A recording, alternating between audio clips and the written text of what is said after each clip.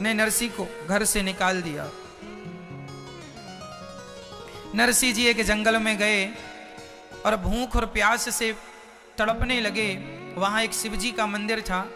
शिव जी के मंदिर में नरसी जी लेट गए और 7 दिन की मूर्छा आई। 7 दिन तक बिना खाए पिए पड़े रहे। शंकर जी प्रसन्न हो गए, मेरा भक्त पड़ा हुआ है, प्रसन्न हो गए। तब प्रसन्न भये शिव राजा,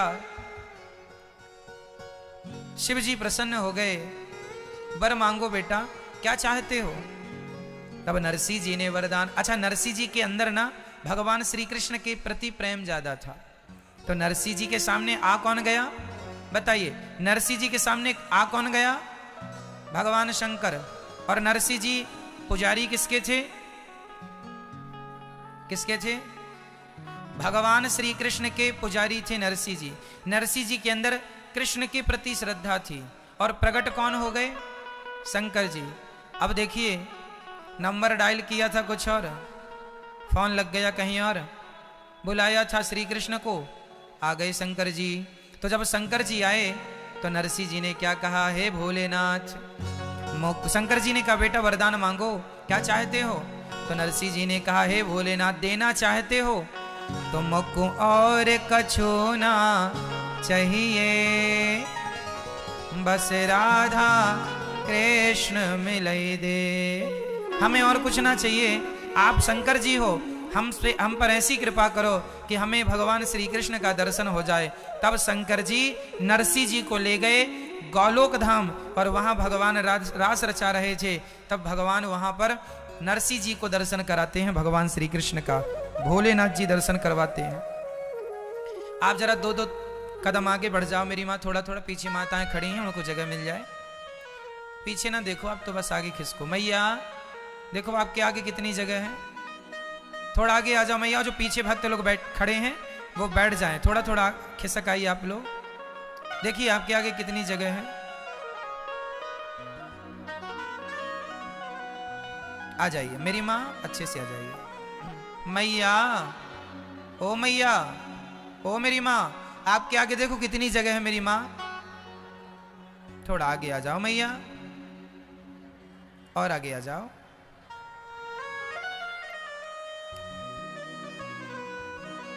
ओ मेरी माँ पीली साड़ी वाली मैया, थोड़ा आगे आ जाओ मेरी माँ।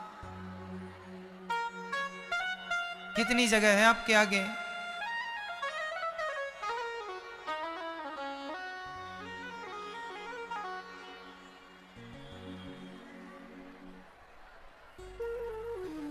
आ जाइए, पीछे वाले जो भक्त खड़े हैं बैठ जाइए व्यवस्थित। तो मुझको और कछु ना चाहिए, बस राधा कृष्ण मिलई दे। यदि हम कृष्ण के उपासक हैं और शंकर जी आ जाएं तो भगवान शंकर से यही कहो कि हे भोलेनाथ, भगवान श्री कृष्ण के चरणों में हमारा प्रेम बढ़ जाए और हमें भगवान का दर्शन आप ही करा सकते हैं। तो शंकर जी दर्शन करा देंगे। ऐसे भगवान शंकर कहते हैं, भगवान शंकर सबसे जल्दी प्रसन्न होते हैं।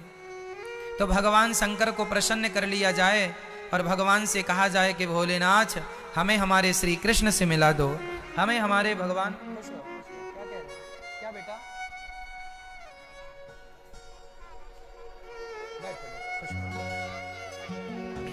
तो भगवान श्री कृष्ण के चरणों में हमारा प्रेम दिनों दिन बढ़े, भगवान शंकर ही ये दे सकते हैं। इसलिए कभी भगवान शिव जी से यदि कुछ मांगना पड़े तो केवल अपने इष्ट के चरणों में प्रेम ही मांगिएगा, भक्ति ही मांगिएगा।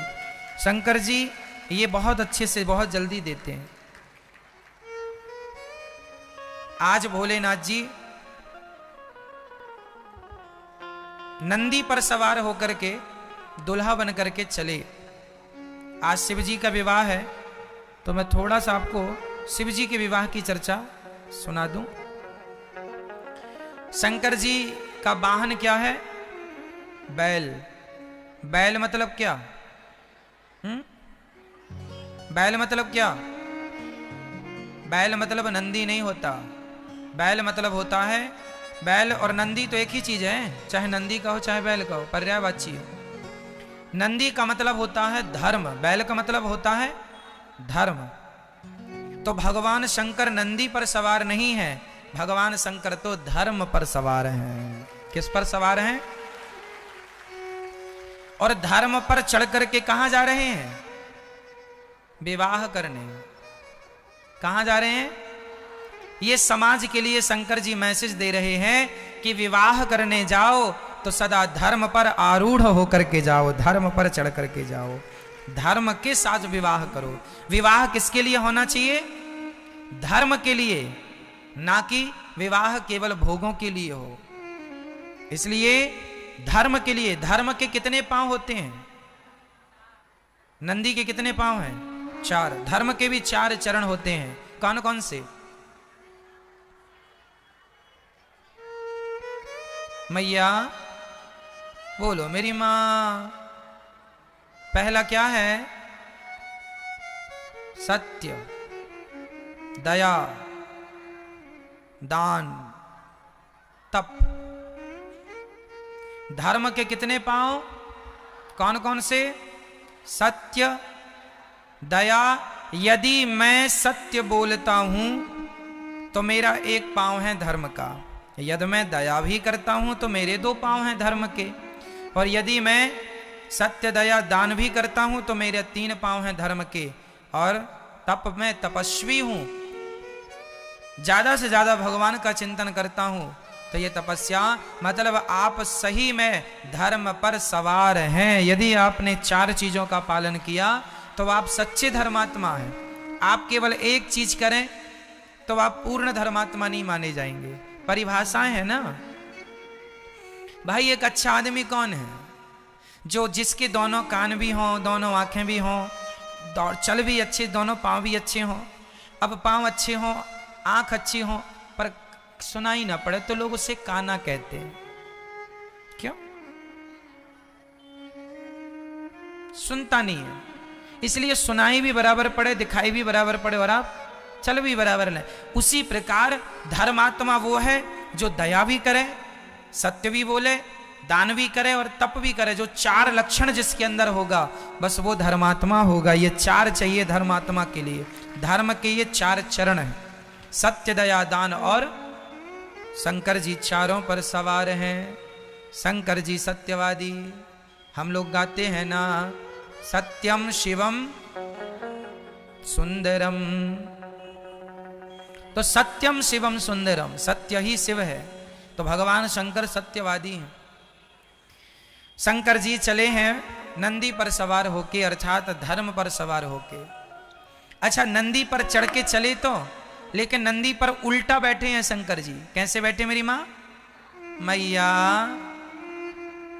सुनो मेरी माँ, नंदी पर शंकर जी कैसे बैठे हैं? उल्टे। उल्टे मतलब पूंछ की तरफ मुंह है और नंदी के मुंह की तरफ शंकर जी की पीठ है, उल्टा। किसी ने कहा शंकर जी अब बताओ कोई दुल्हा घोड़ी पर बैठे और उल्टा बैठ जाए तो लोग कहेंगे पागल है दुल्हा। शंकर जी उलट करके बैठे। किसी ने कहा भोलेनाथ जी आप नंदी पर उलट करके क्यों बैठे हैं? शंकर जी ने कहा अरे धर्म पर भी बैठे, धर्म करते हुए, धर्म का आचरण करते हुए भी यदि हम संसार से उलटे नहीं तो धर्म करने का फिर फायदा क्या? अरे धर्म करने का तो अर्थ ही यही है कि संसार से उलट जाना। उलट जाना मतलब संसार की तरफ मुंह ना करके भगवान की तरफ मुंह हो जाए। मैं दान पुण्य करता हूँ, मैं सत्य बोलता हूँ, मैं तप करता हूँ और इतना कुछ करने के बाद भी मेरे अंदर भगवान के प्रति प्रेम ना जागा, मैं संसार से उल्टा ना हुआ, उलट के ना बैठा, संसार की तरफ ही देखता रहा, भोगों में ही लगा रहा, तो फिर मेरे धर्मात्मा होने का क्या फायदा? धर्मात्मा होने का तो फायदा है ही है ये कि आप संसार से उलट करके भगवान की तरफ मुंह करके बैठ जाएं, ये उलटना है। तो शंकर जी की बारात में भगवान नारायण भी जा रहे थे, तो नारायण है पीछे पीछे और भोलेनाथ जी थे भाई, दुल्हा होता है आगे आगे और बाराती होते हैं पीछे पीछे। तो शंकर जी बोले कि यदि मैं सीधा बैठूंगा तो मेरे नारायण की तरफ पीठ हो जाएगी, इसलिए उलट कर बैठ गए कि भले मैं विवाह करने जा रहा हूं पर दर्शन भगवान का होता रहे। इसलिए भगवान शंकर सदा श्रीमन नारायण का दर्शन करते हुए जा रहे हैं। भगवान शंकर जी के विवाह में श्रीमन नारायण गए थे कि नहीं? भगवान नारायण भी गए थे। तो शंकर जी ने उलट के इसीलिए बैठे ताकि भगवान की तरफ पीठ ना हो। कई लोग ना भगवान की तरफ पीठ कर लेते हैं। मैया सो रही हो, सो जाओ मेरी मां, लोरी सुना दूं आपको। मैया ऐसे सो रही हैं ताकि कोई पकड़ ना पाए कि ये सुन रही हैं कि सो रही हैं।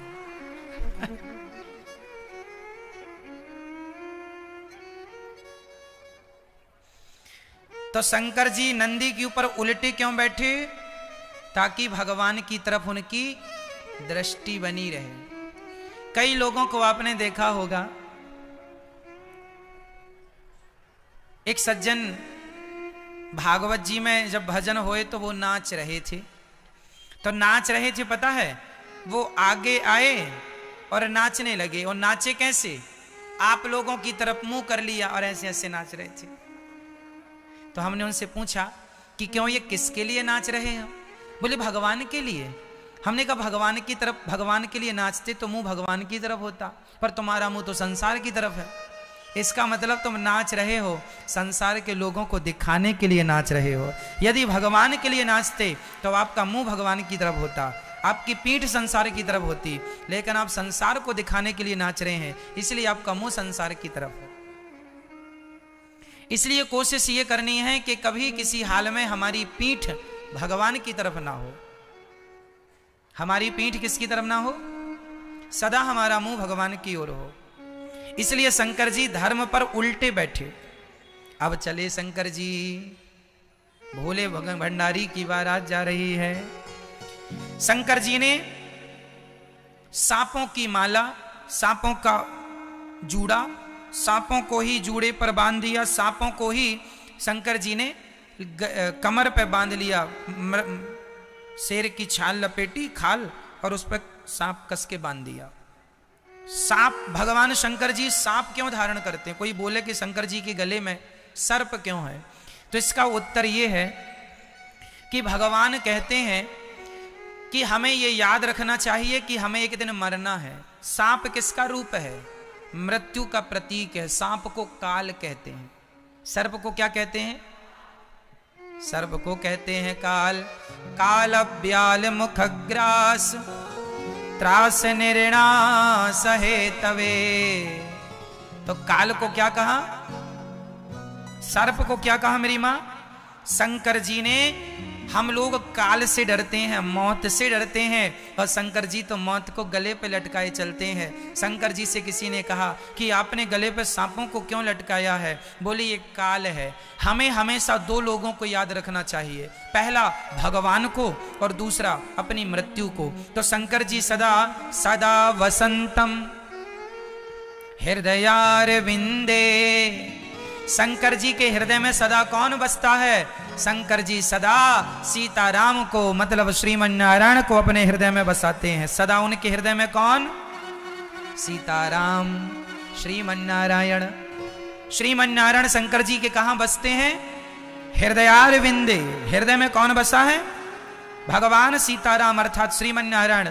ऐसे शंकर जी कहते हैं कि हृदय में भगवान है, मैं उन्हें याद रखता हूं, और गले में मौत है, गले में काल है, मैं अपनी मौत को याद रखता हूं। ये याद रखता हूं कि हमें एक दिन मर जाना है, इसलिए हम सदा भगवान के चिंतन में लगे रहते हैं। ये दुनिया को मैसेज दे रहे हैं कि भगवान शंकर तो नित्य हैं, वो कभी मरते नहीं हैं, ठीक है, परंतु हमारे लिए मैसेज है कि भाई तुम लोग मौत को और भगवान को याद रखो, ठीक है। शंकर जी जब बारात लेकर गए तो हम लोग ना शादी विवाह करते हैं तो आप लोगों ने देखा होगा दुल्हा कितना सारा सज धज के जाता है, पाउडर वाउडर लगा के। शंकर जी ने पाउडर तो लगाए नहीं, भस्मी मुर्दे की चिता की भस्मी लगा लिए पूरे शरीर में। किसी ने कहा पाउडर लगा लो प्रभु जी, थोड़ा मेकअप कर लीजिए। शंकर जी ने कहा ना जी, मेकअप नहीं करेंगे, ये मुर्दे की भस्म जरूर लगाएंगे। तो भस्मी क्यों लगाएं, शंकर जी क्यों लगाते हैं? क्योंकि आदमी कभी भगवान का नाम ले ना ले, लेकिन जब मर जाता है ना तो शव यात्रा में जरूर राम नाम लिया जाता है। हाँ या ना? कोई कहे कि मैं भगवान को नहीं मानता, तुम भले भगवान को ना मानो, पर जब मरोगे तो तुम्हारी शव यात्रा में लोग यही बोलेंगे कि राम नाम, राम नाम। इसलिए राम नाम ही सत्य है। तो शंकर जी बोले कि सारी जिंदगी भले आदमी राम का नाम ना बोले, पर मुर्दे के कारण राम का नाम जरूर बोलता है। तो जिस मुर्दे के कारण लोग राम नाम बोलना सीख रहे हैं, मैं उस मुर्दे की भस्मी शरीर में जरूर रमाऊंगा, ताकि लोगों को यह प्रेरणा मिले कि राम नाम कितना जरूरी है जीवन में। तो शंकर जी तो पूरा श्रृंगार राम नाम का ही करते हैं। शंकर जी पूरा श्रृंगार किसके नाम का? राम नाम का। भस्मी इसलिए क्योंकि मुर्दे के संग राम नाम बोलने वाले लोग रहते हैं। कभी ना बोला हो किसी ने राम राम, कभी ना सुना हो किसी ने राम राम, लेकिन मुर्दे के संग चलेगा तो सुनने को मिल जाएगा। इसलिए राम नाम बोलना मुर्दे ने सिखाया, मुर्दे ने उनको सिखाया जो नास्तिक थे। इसलिए शंकर जी ने भस्मी रमाना शुरू की। अच्छा, शंकर जी की बारात में वो लोग भी गए जो कभी कहीं नहीं जाते, कोई अपनी बारात में लेकर नहीं जाता। चुड़ैलन भी गई,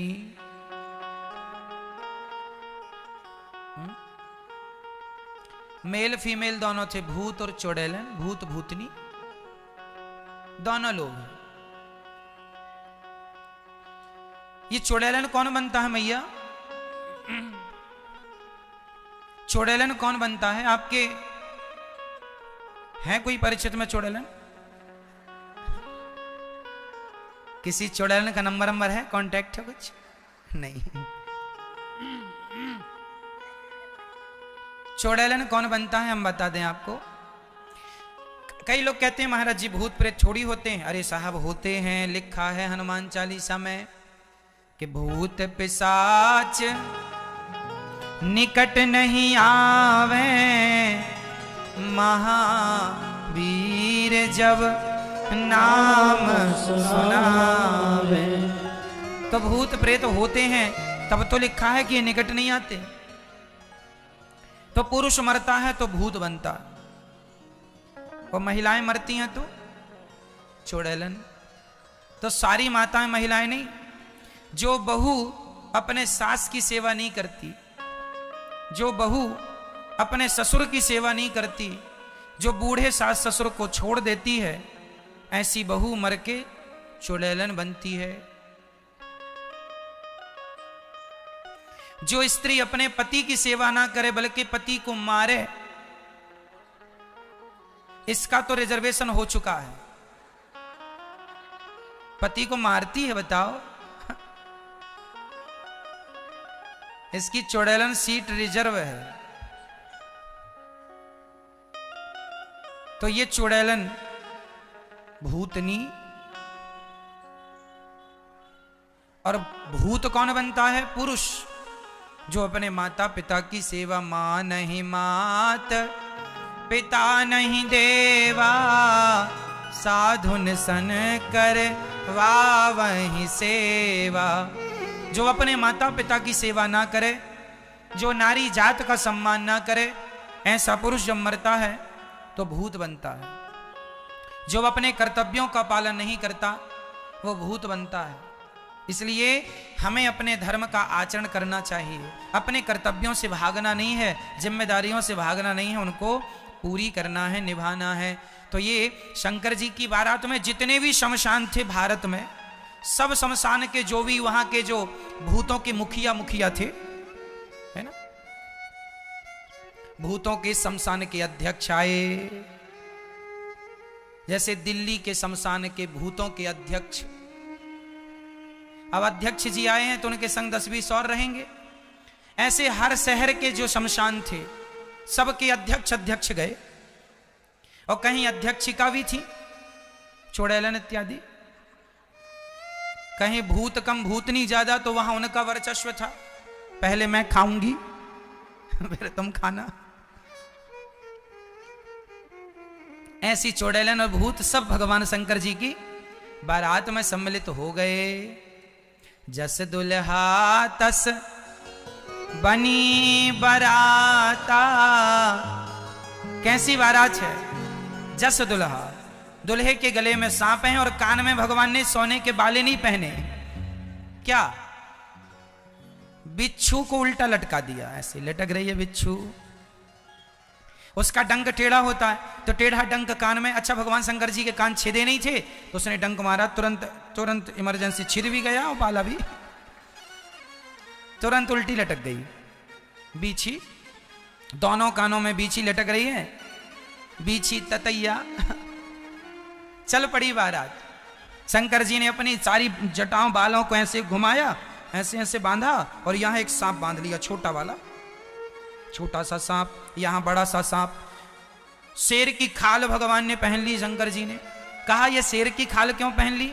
अरे शेर की खाल इसलिए पहन ली क्योंकि जंगल का राजा होता है शेर। शंकर जी कहते हैं, देखो तुम कितने भी बड़े राजा हो जाओ, कितने भी बड़े तुम धन संपन्न हो जाओ, एक दिन तुम्हारी खाल उतार ली जाएगी। इसलिए शंकर जी खाल संदेश दे रहे हैं समाज को कि ज्यादा एटीट्यूड अहंकार में ना जिया करो, एक दिन तुम्हारी खाल उतार ली जाएगी। इसलिए शेर की खाल। अब शंकर जी नंदी पर बैठ के चले। बाराती ऐसे विचित्र थे कि किसी का धड़ था तो सिर का पता नहीं, सिर था तो धड़ का पता नहीं, और किसी के धड़ था ही नहीं, 7 सिर थे, केवल सिर ही सिर। अब ऐसी भूतों की बारात चली। अब शंकर जी जैसे ही हिमालय के यहां पहुंचे, बाराती पहुंचे, तो बारात देखने के लिए सबसे आगे गांव के बच्चे होते हैं। देखें दुल्हा कैसा है। सारे बच्चे आगे लाइन लगा के खड़े थे, और जैसे ही बाराती आए, और ऐसे बाराती, बाजे बज रहे हैं, डमरू बज रही है ना, और बाराती में नाच कौन रहा? भूत। वो लोग नाच रहे हैं जिनके सिर ही नहीं है। अब सोचो कैसे वो नाच रहे होंगे, बिना सिर के नाच रहे हैं, खूब बढ़िया नाचे। अब गांव के लोगों के मन में आया, चलो हम भी देखें बारात कैसी है। और जैसे ही बच्चों ने देखा कि वहां जितने लोग थे उनमें से किसी का सिर अलग नाच रहा है, केवल सिर ही नाच रहा है, और किसी का धड़ ही नाच रहा है। बच्चों ने देखा, भागे, हे भगवान, मैया बचाओ, मैया बचाओ। क्या हुआ लाला? मैया अब तो मर जाएंगे। क्यों? भूत आए हैं। अब मैया सबको संभाल रही हैं, बच्चे भाग रहे हैं। हद तो तब हो गई कि जब एक सज्जन ने पानी लेकर बारातियों का स्वागत करने गया, पानी गिलास में पानी लेके गया, तब एक धड़ ने कह दिया, धड़ जिसका सिर था नहीं, उसने उससे कहा, क्यों भाई, हम बारातियों के ठहरने की व्यवस्था कहां है? उसने कहा, जिसका सिर था ही नहीं। उसने गिलास वहीं छोड़ी, पूरी प्लेट वहीं छोड़ी, पानी से भरी, दौड़ा वो। केवट रहा होगा, केवट का काम होता पानी देना, दौड़ा केवट। अब सारे भूत प्रेत जब आए, जैसे तैसे उन्हें अब भोजन में एंट्री मिली। अब भोजन करने बैठे तो अब लोग डरते डरते भूतों को पत्तल परोस रहे हैं। भोजन परोसना है तो पहले पत्तल, तो पंगत लगी, लाइन लगा के सब भूत बैठे। तो पहले वो बैठा जिसका धड़ ही धड़ था, उसके बगल में वो बैठा जिसका सिर था। तो पत्तल परोसने वाला बड़ा कंफ्यूज हुआ, किसका तो सिर है ही नहीं, ये इसको पत्तल परोसेंगे तो खाएगा कैसे? तो उसको पत्तल परोसा नहीं, और बिना पत्तल परोसे उसने सोचा कि इसका तो सिर ही सिर है, ये खाएगा तो जाएगा कहां? इसलिए दोनों को छोड़ के तीसरे के पास पहुंचा। तो भूत ने अर्थात धड़ ने उसका हाथ पकड़ लिया, खींचा। क्यों? अंधा हो गया है क्या? क्यों अंधा? अरे दिखता नहीं है, हम यहां बैठे, हमें पत्तल परोस। तो अच्छा चलो डरते डरते उसने सबको एक लाइन से पत्तल परोसा। कुछ भूतों ने देखा कि रायतों के गंजे भरे पड़े हैं, रायता तो भूतों ने तो भूत रायतों के गंजे में नाक पकड़ पकड़ के डुबकी लगा रहे हैं, हर हर महादेव, हर हर रायतों के गंजों में डुबकियां लगा रहे हैं। सारे भूत प्रेतों ने रायतों के गंजों में डुबकी लगाई। कोई कढ़ी के ड्रम में डूब रहा है और बार बार उछल, बड़ा मजा आ रहा, फिर नहाए कढ़ी में। कोई खीर के गंजों में डूब रहा है। ऐसी बारात। अब यहां पर द्वारचार होने लगा। मैना रानी आ गई, माता पार्वती की माँ, आरती की थाली लेके दुल्हा की आरती उतारने। और आरती थी तो सांप ना आग से बड़ा डरता है, और जैसी आरती उतारते ऊपर लाए तो सांप ने एक फुसकार मारी तो पूरी आरती वारती बुझ गई। और माता मैना रानी डरी, थाली वाली छोड़ी, दौड़े, हे भगवान मेरी बेटी कुंवारी भले बैठी रहे, मैं विवाह नहीं करूंगी। ऐसा बताओ, सांपों को लेके आया है, कोई ऐसा दुल्हा होता? नारद जी ने समझाया, माँ ये भोलेनाथ हैं, ये जगत के भोले भंडारी की बारात है। बड़े समझाया, तब माता समझी और तब भोलेनाथ जी का विवाह हुआ मंडप के नीचे। तभी बुआ जी आ गई, नेंग मांगती है ना मंडप के नीचे, एक बुआ भी नेंग मांगती है। और बहुत सारे लोग होते हैं नेंग लेने वाले। तो भगवान भोलेनाथ से किसी ने कह दिया, भोलेनाथ जी बहुत सुंदर दुल्हन है आपकी, नेंग हमें दो। तो शंकर जी ने कहा, छोटा नेंग चाहिए कि बड़ा? बोले बड़ा चाहिए। तो शंकर जी ने कहा अच्छा ठीक है। तो शंकर जी ने अपने गले का ही सांप निकाला और उसकी गोदी में दे दिया, ये ले नेंग। अब वो भागी वहां से। जब शंकर जी का गले का सांप उसकी गोद में आया, भागी। तो ये भोलेनाथ जी की बारात और जैसे तैसे विवाह संपन्न हुआ। हिमालय जी ने बेटी को विदा की, अर्थात माता पार्वती को। और माता पार्वती शिव अखंड रूप से कैलाश पर्वत पर विद्यमान है। सदा भगवान शिव, भगवान श्रीमन्नारायण का चिंतन करते हैं। ऐसे भोले भंडारी के चरणों में हम बारंबार नमस्कार करते हैं। बोलिए शंकर भगवान की जय, जगत जननी जगदम्बा मैया की जय, जय जय जय श्री राधे। तो आप सभी को फिर से बारंबार शिवरात्रि की शुभकामनाएं। भोलेनाथ जी की कृपा पर बनी रहे। आपका प्रेम इष्ट के प्रति भगवान श्रीमन्नारायण के चरणों में दिनों दिन बढ़े। सदा भगवान का चिंतन हम लोग करते रहें। आइए भगवान की चर्चा श्रवण करते हैं। जब भगवान श्री कृष्ण जब मथुरा छोड़, वृंदावन छोड़ के मथुरा गए, तब भगवान अपनी गोपियों की याद करने लगे।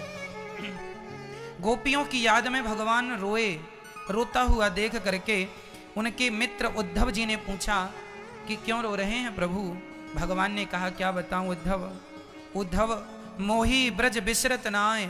मैं कितनी कोशिश करूं, मुझे ब्रज बिसरता नहीं है। तुम एक बार मेरा संदेशा लेकर वृंदावन चले जाओ और मेरी गोपियों को जरा ज्ञान देना, वो मेरे लिए रोया ना करें। भगवान के लिए रोना ही सबसे बड़ा प्रेम है, रोना ही सबसे बड़ी भक्ति है। आज मैं एक चीज सोच रहा था, 2-3 मिनट में मैं अपनी एक बात आपसे कहूं। आज जो मेरे अंदर आज एक विचार आया, नया विचार, एक नई बात मैंने अनुभव की। आज कुछ नया अनुभव किया आज हमने।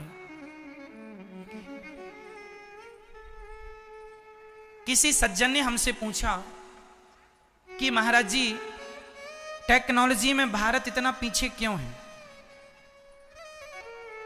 टेक्नोलॉजी में भारत इतना पीछे क्यों है? आविष्कार करने में भारत इतना पीछे क्यों है? तो आज मैंने उसे ये प्रश्न मेरे ही अंदर उठा और मैंने ही इसका उत्तर अपने आप को दिया। ये प्रश्न मैंने ही अपने आप से पूछा कि भारत में टेक्नोलॉजी इतनी कम क्यों है? आविष्कार इतनी बाद में, जब सारी दुनिया ने परमाणु बना लिया था, उसके बाद भारत ने बनाया था सबसे आखिरी में। जब सबके पास बड़ी बड़ी मिसाइलें हो गई थी, तब भारत ने मिसाइलों का आविष्कार किया। तो ये प्रश्न मेरे अंदर खड़ा हुआ कि ऐसा क्यों, हमने बाद में क्यों बनाया? पहले क्यों नहीं बनाया? तो ये प्रश्न समझ में आ गया आपको? प्रश्न समझ में आ गया? तो अब उत्तर समझा दूं। अब उत्तर, फिर मैंने अपने आप को उत्तर दिया। मैंने अपने आप को उत्तर दिया कि इस धरती में सबसे पहला आविष्कार हमारे भारत के ऋषि मुनियों ने ही किया है। आप बताइए पहला आविष्कार क्या है हमारे इस धरती का? बोलो मेरी मां, दादाजी। हमारे देश का पहला आविष्कार क्या है? हमारे देश का पहला आविष्कार है हमारे वेद। हमारे वेद, और वेदों के बाद रामायण। वेदों के बाद क्या?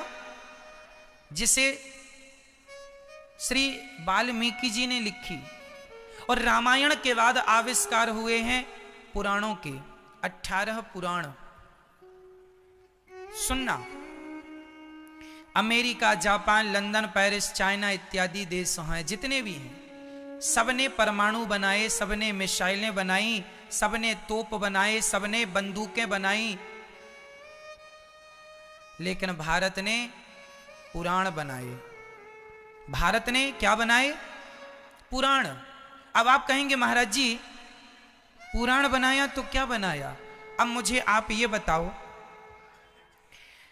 कि मैं आपको गोली मार दूं वो अच्छा है, या मैं आपको ज्ञान की बातें सुनाकर आपका मन संसार से हटाकर भगवान से जोड़ दूं, ये अच्छा है? बताइए। दुनिया ने आविष्कार किए, बम बनाए, परमाणु बनाए, गोली बनाई, बारूद बनाया, तो बारूद तो भैया मारने के लिए बनाया गया है ना? क्यों जी? बारूद किसके लिए बनाया गया है? यदि मैंने बारूद बनाया तो मैंने किसी को मारने के लिए ही बनाया होगा। सही है? सही है। लेकिन मैंने आपको भागवत सुनाई, आपका मन संसार से हटाकर ईश्वर से जोड़ा, तो बताइए गोली मारने में शांति है कि परमात्मा से संबंध जोड़ने में शांति है? सारी दुनिया आविष्कार करती है विनाशक, मानव जाति के विनाश के लिए आविष्कार दुनिया ने किए, पर भारत में गोस्वामी तुलसीदास जी ने रामचरितमानस लिखी। रामचरितमानस तब लिख दी थी जब कोई आविष्कार नहीं था। क्यों जी? सिवाय बैलगाड़ी के, सिवाय कुदाली, फावड़ा और कुल्हाड़ी के, तलवारों का जमाना था वो, धनुष बाण का जमाना था वो, मिसाइलों का नहीं था, बंदूक का नहीं था, तोप बारूद का नहीं था। तब गोस्वामी जी ने रामचरितमानस लिखी। और रामचरितमानस में क्या लिखा है कि संसार से नाता तोड़ो, लड़ना झगड़ना सही नहीं है जीवन के लिए। अरे दुनिया ने लड़ने के लिए विमान बनाए, और रामचरितमानस कोई पढ़ लेगा तो लड़ने का भाव ही नहीं जागेगा कभी। हम तो लड़ना ही नहीं चाहते। दुनिया ने लड़ने के लिए विमान बनाए, लड़ने के लिए आविष्कार किए। हमने तो वो चीज बनाई जिससे लड़ाई ही खत्म हो जाए, हो ही ना। कोई रामचरितमानस पढ़ने वाला हो, कोई रामचरितमानस को, हमारे देश के जो ग्रंथ हैं उन ग्रंथों को कोई समझ ले, सुन ले, तो आप कभी झूठ भी नहीं बोलेंगे। आज जो लोग झूठ बोल रहे हैं इसलिए कि उन्हें शास्त्रों का ज्ञान नहीं। लोग कहते हैं हमने बड़े बड़े हॉस्पिटल बनाए, लोग कहते हैं हमने बड़े बड़े डॉक्टर बनाए, और हम कहते हैं कि हमारे ग्रंथों को कोई पढ़ लेगा तो बीमार ही नहीं पड़ेगा। जब बीमार ही नहीं पड़ेगा तो क्या चाहिए हॉस्पिटल और क्या चाहिए डॉक्टर? हम लोगों ने तो जड़ में काम किया है, जड़ से काम किया है। क्यों जी? हमारे यहां महर्षि पतंजलि ने आयुर्वेद में ऐसा विधान दिया है कि कोई उस विधान से चले तो बीमार ना हो कभी। और बीमार यदि होए भी तो हमारे यहां आयुर्वेद उपचार बनाया। क्यों जी? आयुर्वेद ऐसा उपचार है कि होता है काम। अब आप कहेंगे किसी की हड्डी टूट जाए तो आयुर्वेद से जुड़ जाएगी? हाँ।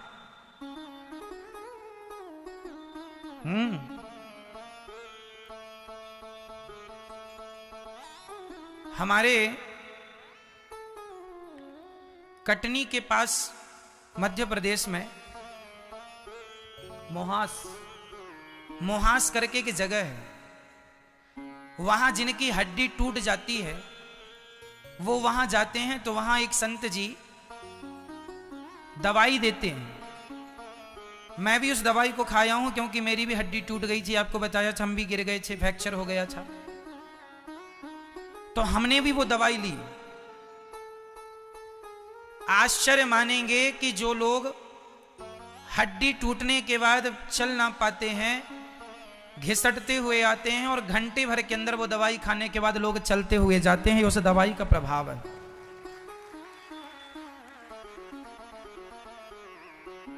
क्या इसका अर्थ है?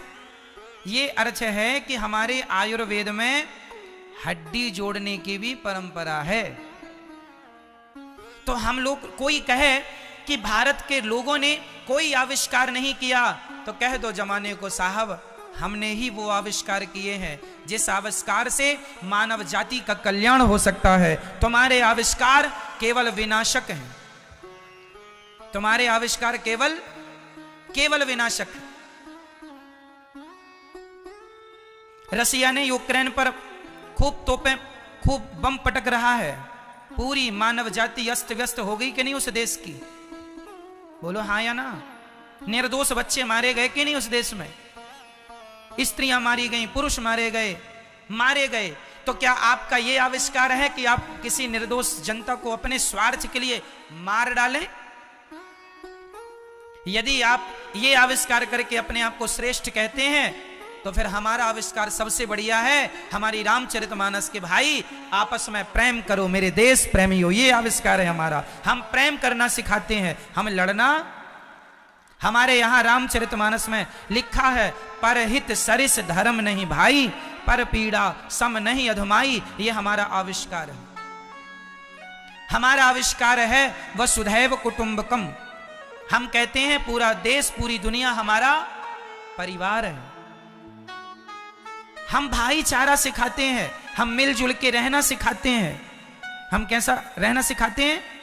हम कहते हैं मिलजुल के रहो, झूठ ना बोलो, कपट ना करो, किसी के उन्नति में ईर्ष्या ना रखो। हम ये उपाय बताते हैं, ये बातें बताते हैं। हम आपको ना गोली मारने की बात, हाँ, हम आपको आत्मरक्षा की बातें बताते हैं।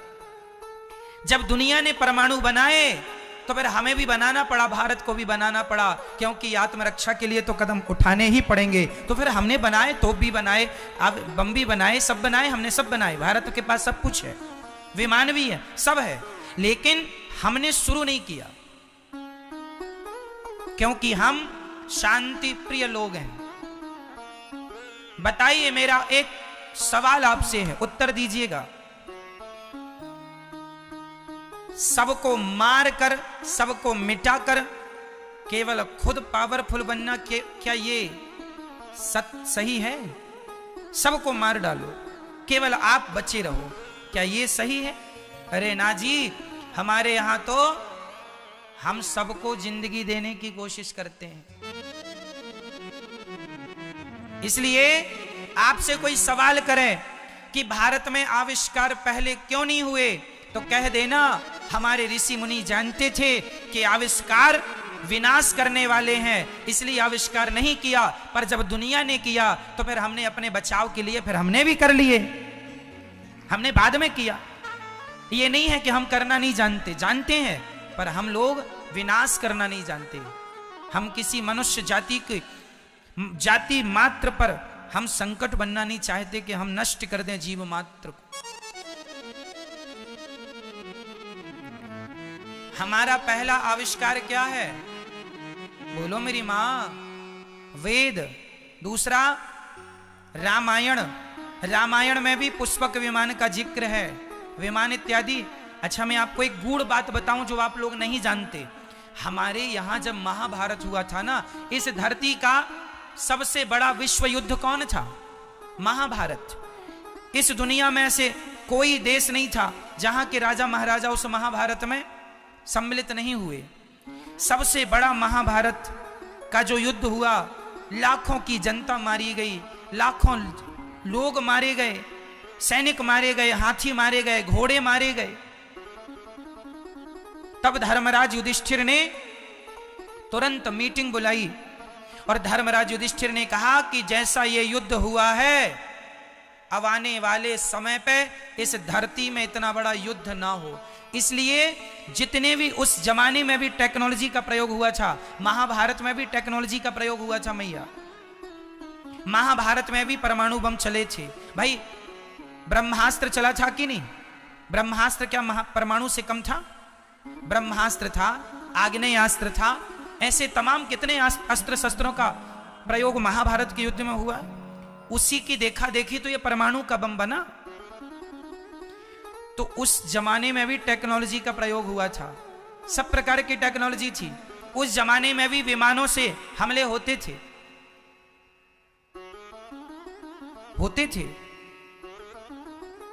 अर्जुन भगवान के पास ऐसा रथ था जो आकाश में उड़ता था, उड़ने वाला रथ भी था। जैसे रावण के पास पुष्पक विमान था, उड़ता था, माता सीता को उड़ाकर ही ले गया था वो लंका।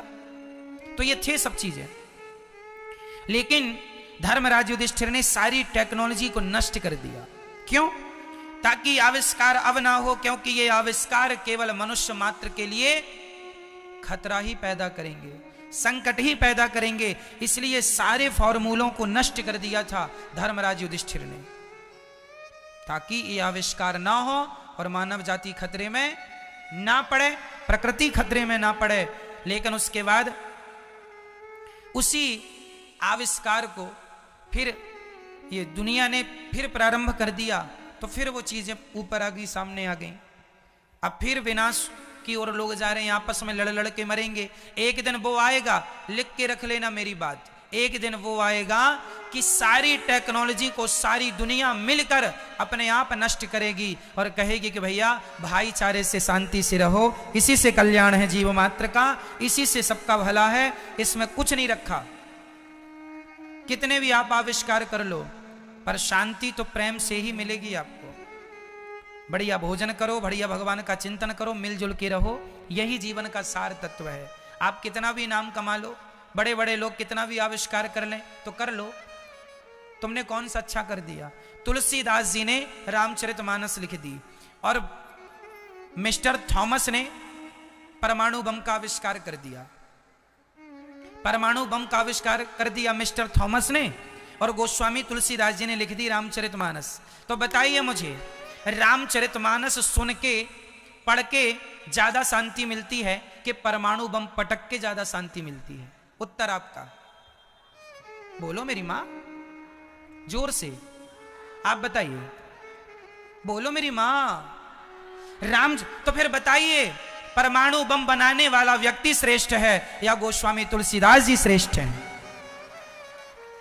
कोई कहे कि भारत ने क्या आविष्कार किया, कह दो हमने भाईचारे का मैसेज दुनिया को रामचरितमानस के द्वारा पहुंचाया कि भाई कैसा हो, कि राम जी वनवास गए तो दूसरा भाई आ गया, चरणों में गिर पड़ा, भैया मैं आपके बदले रहूंगा, आप अयोध्या चलो।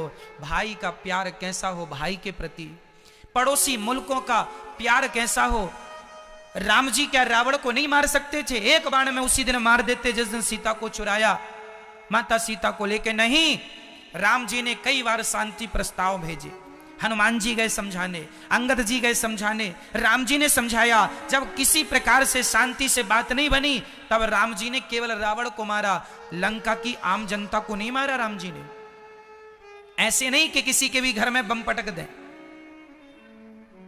क्यों जी? राम जी ने किसको मारा? केवल रावण को, और उनको मारा जो रावण के पक्ष से लड़ने आए। आम जनमानस को क्षति नहीं हुई। राम रावण के युद्ध में आम जनमानस को क्षति नहीं हुई। ना बच्चे मरे, ना महिलाएं मरी, ना गृहस्थ में रहने वाले वो लोग मरे जो सेना के से अलग थे। और आज का युद्ध होता है तो आपके घर में बम गिर जाए, यूक्रेन में गिर रहे हैं बम, आम जनता, बच्चे जो कल पैदा हुआ था वो बच्चा मर गया, छोटे छोटे बच्चे मर रहे हैं। क्यों? क्यों मानव जाति खतरे में आ रही है?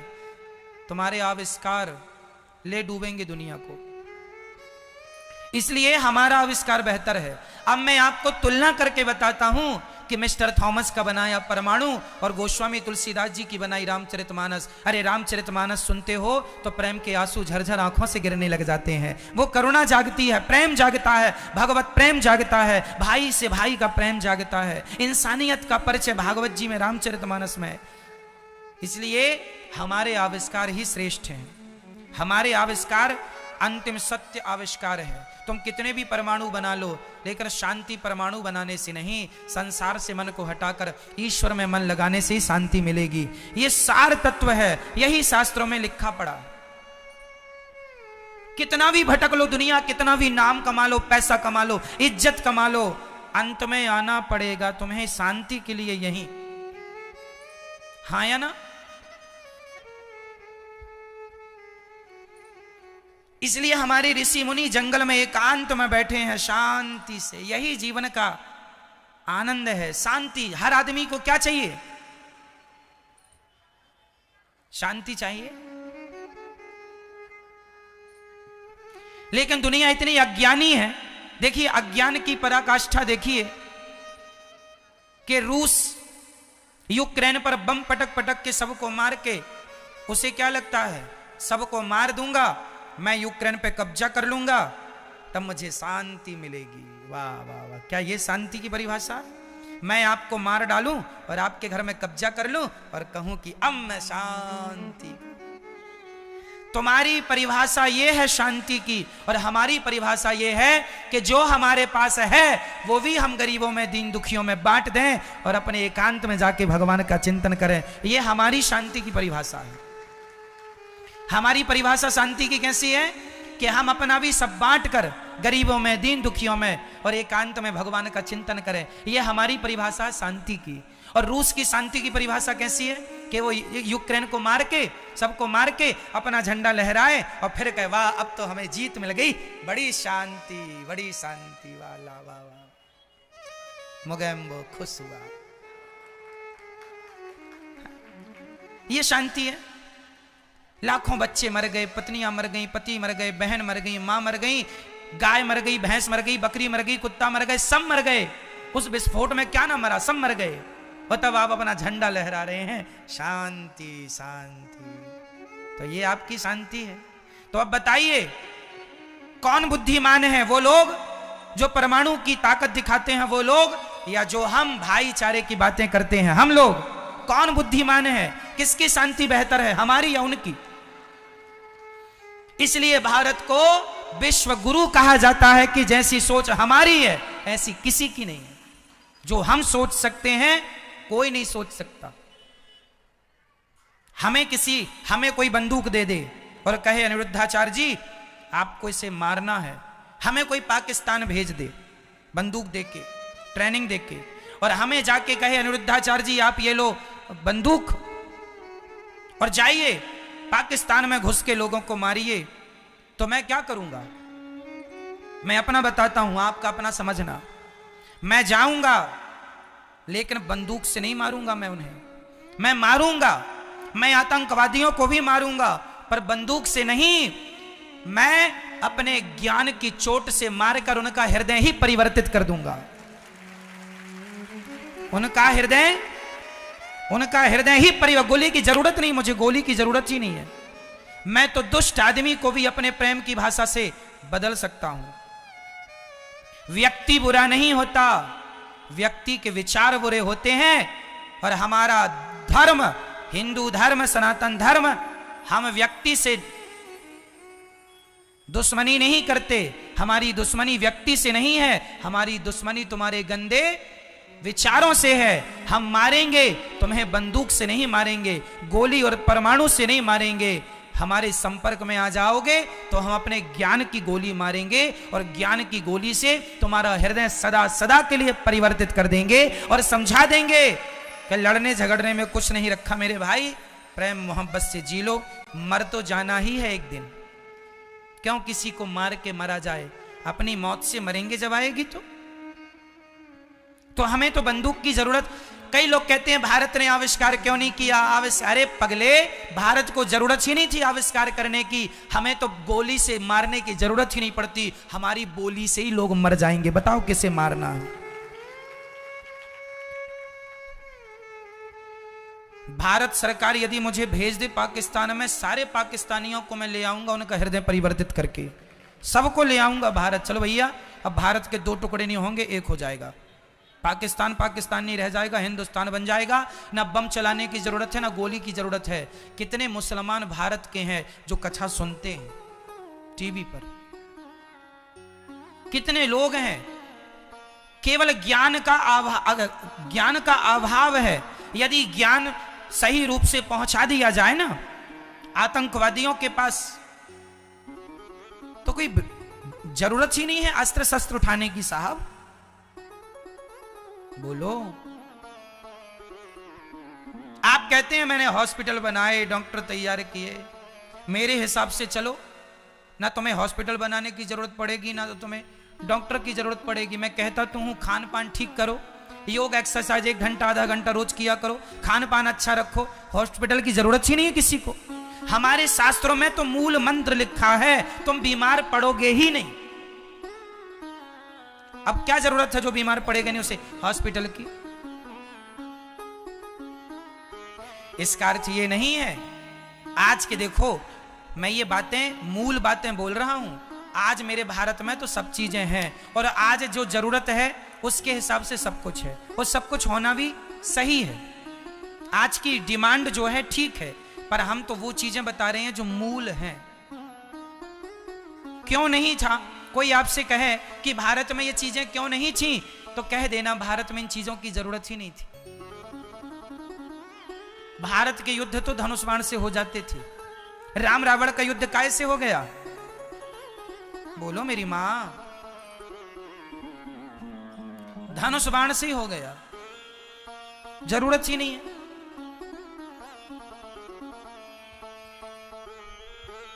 हमारे यहां ज्ञान की विशेष महिमा है, और ज्ञान का स्तर बहुत उच्च कोटि का है। अब आप कितना समझेंगे इस ज्ञान की बात को, कितना अनुभव करेंगे मुझे नहीं पता, पर जीवन का सार तत्व हम आपसे कह रहे हैं। भगवान उद्धव जी को भेजते हैं वृंदावन। कहा घनश्याम ने उद्धव से वृंदावन जरा जाना, वहां की गोपियों को ज्ञान का कुछ तत्व समझाना। विरह की वेदना में वे सदा बेचैन रहती हैं, तड़प कर आह भरती हैं और रो रो कर ये कहती हैं, है प्रेम जगत में सार और कुछ सार नहीं। क्या सार तत्व क्या है? यूक्रेन और रसिया को कोई समझाओ, इनको समझाओ कि भैया आपस में मत लड़ो, है प्रेम जगत में सार और कुछ सार नहीं। मन कर ले प्रभु से प्यार और कुछ सार नहीं। ये देखिए, ये सार तत्व ये है कि प्रेम ही सार है। ये मूल बातें ये हैं, मूल तत्व ये है। भगवान ने कहा घनश्याम ने उद्धव से वृंदावन जरा जाना, जाओ मेरी गोपियों को समझाओ, वो रोया ना करें मेरे लिए। चले उद्धव जी। कहा उद्धव ने हंसकर, मैं अभी जाता हूँ वृंदावन, जरा देखूं कि कैसा है कठिन अनुराग का बंधन। है कैसी गोपियां जो ज्ञान बल को कम बताती हैं, निरर्थक लोक लीला का यही गुणगान गाती हैं। गोपियां चाहती हैं कि बस कृष्ण का दर्शन हो। है प्रेम जगत में सार, और कुछ सार नहीं। कोई सार नहीं है, केवल प्रेम ही सार है। उद्धव जी महाराज चल रहे हैं, उद्धव जी चल रहे हैं। चले मथुरा से जब कुछ दूर वृंदावन निकट आया, वहीं से प्रेम ने अपना अनोखा रंग दिखलाया। बिटप झुक कर ये कहते हैं इधर आओ इधर आओ, पपीहा कह रहा पी कहाँ ये भी तो बतलाओ। कह रहा है पपीहा मेरे कृष्ण कहाँ हैं, कहाँ गए कृष्ण, कहाँ हो कृष्ण। ये कृष्ण के बिना ये पूरी नगरी सूनी है, उदास है।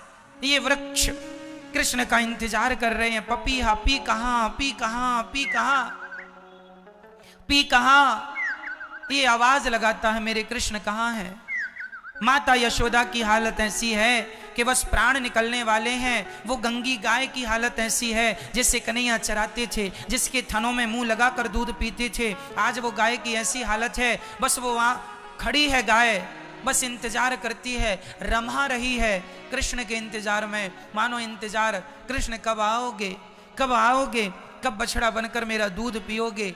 वो गाय इंतजार कर रही है। वो गाय ना पानी पीती ना भोजन करती। उद्धव जी आए तो यशोदा ने कहा, अरे उद्धव देख जरा ये गंगी गाय खड़ी है, अपने कन्हैया से कह देना कि तू तो अब भगवान हो गया है। अरे भगवान भले हो गया है, निर्दयी तो मत बन। देख ये गाय, हम तो इंसान अपने आप को समझा सकते हैं, ये गाय को भला कौन समझाएगा। खाना छोड़ दिया है इसने, पानी नहीं पीती है, एक हड्डी की हो गई है, सूख गई है, बस पलकें बिछाई है, खड़ी होने की हिम्मत नहीं है, लेटी है, बस जिंदा है। किसी ने गंगी से कहा, अरे गंगी, गंगी मतलब वो गंगी गाय जिसका दूध भगवान पिया करते थे, उस गाय का नाम गंगी था। अरे गंगी मरती क्यों नहीं, मर क्यों नहीं जाती। तो गंगी उसे चाटती, जो कहता कि तू मर क्यों नहीं जाती। तो गंगी गाय तो कुछ बोल ना सकी, पर गाय के द्वारा माँ यशोदा बोलती, अरे बहन ये गाय ये कहना चाहती है कि मैं मर गई और तभी कृष्ण आए, तो फिर दर्शन कैसे होगा। ये दर्शन के लिए जिंदा है बहन, नहीं तो कब की मर जाती। कह के गया था कि 2 दिन में आ जाऊंगा, तो 2 दिन में कब पता नहीं कब आ जाए, इसलिए इंतजार में जीवित है उस कृष्ण के लिए। उतना ही घास खाती है, उतना ही पानी पीती है गंगी जितने में जीवित रह सके।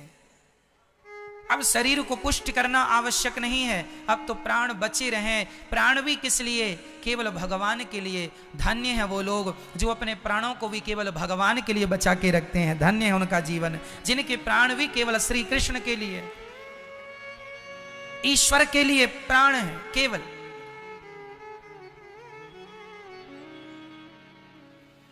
उद्धव जी महाराज माँ यशोदा से बात करते हैं। पूरी रात गुजर गई। माँ यशोदा ने कहा, कन्हैया उद्धव कह देना कन्हैया से मैं अब जिंदा रहूंगी नहीं, ये माँ यशोदा मर जाएगी। कह के गया था 2 दिन। अब सवाल ये खड़ा हुआ कि 2 दिन का कह के गए थे तो भगवान आए क्यों नहीं। इसलिए नहीं आए क्योंकि भगवान के सबसे बड़े दुश्मन का नाम था जरासंध। यदि भगवान वृंदावन से संपर्क बनाए रखते तो जरासंध को पता चल जाता कि कृष्ण की कमजोरी वृंदावन है, तब जरासंध भगवान पर अटैक ना करता मथुरा पे, वो वृंदावन अटैक करता। इसलिए भगवान ने अपने दिल में पत्थर रख लिया और दूरी बनाई कि मेरी जो कमजोरी है वो गोपियां हैं, क्योंकि दुश्मन को पता चल जाए कि आपकी कमजोरी क्या है तो वो पहले उस पर अटैक करता है। इसलिए कमजोरी वृंदावन है। इसलिए भगवान कह के गए 2 दिन में आऊंगा, आए नहीं। यदि भगवान ये कह देते अब मैं कभी नहीं आऊंगा तो गोपियां मर जाती, उन्हें जिंदा रखना था, इसलिए कहना पड़ा कि 2 दिन बाद आ जाऊंगा। कम से कम 2 दिन के भरोसे गोपियां जिंदा तो रहेंगी, नहीं तो मर जाएंगी कि अब तो आएंगे नहीं, जी के भी क्या करें। पूरी रात माता यशोदा से चर्चा करते गुजर गई। न माता न पिता दस्या न भार्या न सुतादय। भगवान कृष्ण ने, उद्धव जी ने समझाया कि कृष्ण भगवान है माँ। पूरी रात चर्चा हुई। माँ ने कहा मैंने उखल से बांधा है उद्धव, तेरे भगवान होंगे, मेरा बेटा है। पूरी रात चर्चा करके जब उद्धव जी वृंदावन गोपियों के समक्ष आए तो गोपियों ने भगवान की चर्चा छेड़ी। दीवार में कृष्ण का चित्र बना रही थी, जैसे कि ये दीवार में देखो भगवान के चित्र बने हैं। ऐसे गोपियां दीवारों में चित्र बना रही थी भगवान श्री कृष्ण का, पर किसी चित्र में भगवान के चरण नहीं थे। उद्धव ने कहा, क्यों जी, ये चरण क्यों नहीं है? तो कहा, जिनके चरण थे वो तो कृष्ण छोड़कर चले गए, अब तो हम केवल तस्वीर के सहारे जीवित हैं। कहीं तस्वीर के चरण बना दिए और ये तस्वीर भी हमें छोड़कर चली गई, मूर्ति तो हम मर जाएंगी। इसलिए श्री कृष्ण से इतना प्रेम था गोपियों को कि वो भगवान की छवि बनाया करती थी, और जैसे जैसे पल उनने संग गुजारा भगवान के साथ, कैसे रास रचाना, कैसे मटकी तोड़ना, कैसे ये लीलाएं, प्रत्येक लीला का चित्र वो दीवार में बनाया करती गोपियां। तभी उद्धव जी ने चिट्ठी दी, ये लो गोपियों तुम्हारे लिए श्याम सुंदर ने चिट्ठी भेजी है। गोपियों ने चिट्ठी ली, उसे माथे से लगाया, चूमा, अरे कन्हैया मुझे मेरी याद कम से कम तुम्हें आई। तो दूसरी सखी ने चिट्ठी को छीन लिया, 2 टुकड़े हो गए, तीसरी ने छीना, 4 टुकड़े हो गए, ऐसे टुकड़े टुकड़े चिट्ठी के कर दिए। उद्धव ने कहा, अरे गोपियों कम से कम पढ़ तो लिया होता कि चिट्ठी में लिखा क्या है। गोपियों ने कहा, उद्धव हमने कृष्ण को पढ़ रखा है, उसकी चिट्ठी में क्या लिखा है हमें पढ़ने की जरूरत नहीं है, हमने कृष्ण को पढ़ रखा है और कृष्ण ने इस चिट्ठी को स्पर्श किया है, हम तो उसके स्पर्श की अनुभूति कर रहे हैं चिट्ठी के द्वारा, हमें पता है चिट्ठी में क्या लिखा है, हमें पढ़ने की जरूरत नहीं है। धन्य है गोपियों का प्रेम। गोपियों का प्रेम कितना है अथाह, कितना प्रेम है, जितना समुद्र में पानी है इतना गोपियों के हृदय में भगवान के लिए प्रेम है। जैसे समुद्र की गहराई का और समुद्र के पानी का कोई हिसाब नहीं कि कितना पानी है, उसी प्रकार गोपियों के प्रेम का कोई हिसाब नहीं कि उनका भगवान से कितना प्रेम है, अथाह प्रेम है। ऐसा प्रेम भगवान से किसी का हो जाए तो निश्चित भगवान की प्राप्ति संभव है, लेकिन हम लोगों का ये विशुद्ध प्रेम होता नहीं है। गोपियां भगवान को गालियां देती हैं, अरे वो कपटी है 1 नंबर का, क्या बिगाड़ा था हमने, छोड़कर चला गया। गोपियां कहती हैं, बामन बन के गया, राजा बलि को छल लिया, सूप न खाने क्या बिगाड़ा था, नाक कान काट दिए, कपटी है। जो मैं सा जानती प्रीत करे दुख हो, नगर डिंडोरा पीटती प्रीत ना करियो कोई। बिना प्रेम के ज्ञान का कोई अर्थ नहीं। उद्धव जी राधा रानी के चरणों की धूल माथे पे लगाकर कहने लगे कि हमें केवल अपने चरणों में स्थान दे दो माँ। इतने बड़े ज्ञानी राधा रानी के चरणों की धूल पर लौटने लगे। जब वृंदावन कभी आओ और जब प्रेम देखो, भगवान के भक्तों का दर्शन करो, तब पता चले कि यह प्रेम क्या है। अरे प्रेमी ही प्रेमी की भाषा जानता है। कोई भगवान के लिए रो रहा है तो उसे उसके रोने में बड़ा सुख मिल रहा है। कोई बोले कि रोने में भी सुख मिलता है, हाँ, जब कोई स्त्री माँ बनती है ना तो वो बहुत रोती है प्रसव की पीड़ा से, रो बहुत रही है पर अंदर बहुत खुशी है इस बात की कि मैं मां बनने वाली हूं। रो रही है, पेट फट रहा है, प्रसव से चिल्ला रही है ना, लेकिन उसे अंदर प्रसन्नता है कि मैं मां बन रही हूं। बस भगवान की भक्ति में रोने में भी वही प्रसन्नता है जैसे कि स्त्री को मां बनने में प्रसन्नता होती है। भक्त का रोना भी सुखदाई है, संसार का रोना दुखदाई है, पर भगवान के लिए रोना सुखदाई है। कोई रोता है पैसों के लिए, कोई रोता है हीरे और मोती और अमीरी के लिए, कोई रोता है हीरे के लिए, मोती के लिए, अमीरी के लिए, तो कोई रोता है बांके बिहारी के लिए। कोई भगवान के लिए रो रहा है, कोई संसार के लिए रो रहा है। मीराबाई रोई भगवान के लिए, गोपियां रोई भगवान के लिए। उद्धव जी को भगवान ने देखा कि उद्धव जी 6 महीने बाद लौटे, हृदय में भगवान ने दर्शन कराया। अद्भुत ये प्रसंग उद्धव को ज्ञान का बड़ा घमंड था, इसलिए प्रेम की यूनिवर्सिटी में भगवान ने भेजा था कि ज्ञान तो पढ़ लिया है, जाओ थोड़ा सा प्रेम पढ़ करके आ जाओ। बिना प्रेम के ज्ञान का कोई मूल्य ही नहीं है। भाई हमने साल भर पढ़ाई की पर एग्जाम तो दिया ही नहीं, तो साल भर की पढ़ाई का क्या मूल्य है जब आपने एग्जाम दिया ही नहीं? तो बोलो हाँ या ना? कोई मूल्य है उस पढ़ाई का? खूब पढ़ा, खूब कोचिंग की, लाखों खर्च किया पढ़ने में, दिन रात पढ़े पर एग्जाम देने गए नहीं। अरे हम तो बिना एग्जाम के टैलेंटेड हैं, हमारे पास तो है, तो बिना एग्जाम दिए उस पढ़ाई का कोई मूल्य ही नहीं रहेगा। उसी प्रकार बिना प्रेम की कसौटी पे कसे ज्ञान का कोई मूल्य नहीं है। इसलिए ज्ञान को प्रेम की कसौटी में कसने के लिए भगवान ने वृंदावन उद्धव जी को भेजा कि ज्ञान प्रेम की कसौटी में कस जाए। तब भगवान ने उद्धव जी को अपनाया है, जब प्रेम से अलंकृत हो गए श्री उद्धव जी महाराज। इसके बाद भगवान ने अपना विवाह माता रुक्मणी जी से किया, जो कि कल की चर्चा थी। भगवान की पत्नी रुक्मणी मां के गर्भ से प्रद्युम्न जी का जन्म हुआ, उन्होंने समरसुर को मारा। भगवान का दूसरा विवाह जामवंत की बेटी से हुआ। भगवान जामवंत जी, त्रेता युग वाले जामवंत जी हैं। एक बार भगवान को कलंक लग गया था, भगवान को चोरी लगाई थी। सत्यजित नाम के व्यक्ति रहते थे द्वारिका में, उनको एक मणि उनके पास थी, तो भगवान ने वो मणि मांगी कि ये हमें दे दो तो इससे प्रजा का कल्याण होगा, क्योंकि वो लगभग 100 किलो सोना रोज देती थी मणि। तो भगवान बोले इतना धन यदि राजकोष में रहेगा तो प्रजा का कल्याण होगा। सत्यजित जी ने मना किया।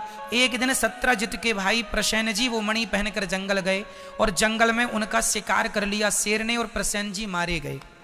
चूंकि प्रसेन नहीं लौटे तो सत्यजित को लगा कि कृष्ण ने मणि मांगी थी, हमने नहीं दी, लगता है चुरा ली। भगवान को झूठा कलंक लगाया।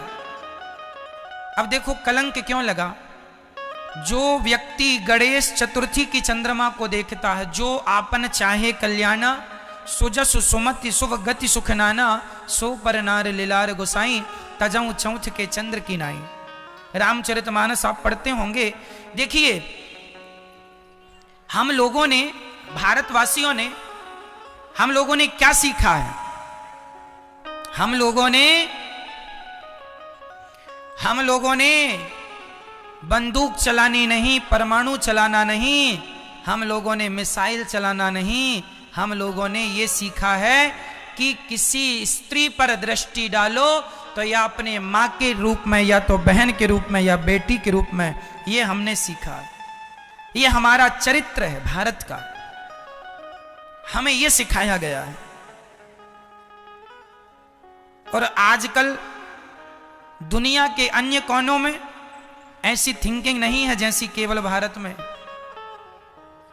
इसलिए भगवान श्री कृष्ण ने रामचरितमानस में ये गोस्वामी जी समझा रहे हैं कि पराई स्त्री को वैसे ही देखो जैसे अपनी मां को देखते हो। उम्र में बड़ी है तो बराबर की है तो बहन, छोटी है तो बेटी। पुरुष बराबर में उम्र में बड़ा है तो पिता, बराबर का है तो भाई, और छोटा है तो बेटा। दृष्टिकोण बदलना है। इसलिए आप अपना दृष्टिकोण बदल दीजिए, देखने का नजरिया बदल दीजिए। आजकल के बच्चे देखते नहीं हैं, ताकते हैं, क्योंकि उन्हें सिखाया ही ये गया है। उनके मोबाइल में रिंगटोन सेट है, ताकते रहते तुझको सांझ सवेरे। आजकल के बच्चे गाते हैं ना, ताकते रहते। हमारे यहां ताकना नहीं सिखाया गया, हमारे यहां देखो भालो तको मत, बोलो चालो बको मत, खाओ पियो छको मत, ठीक है, चलो फिरो थको मत। हमारे यहां देखने का मना नहीं है, देखना अच्छा है पर घूरना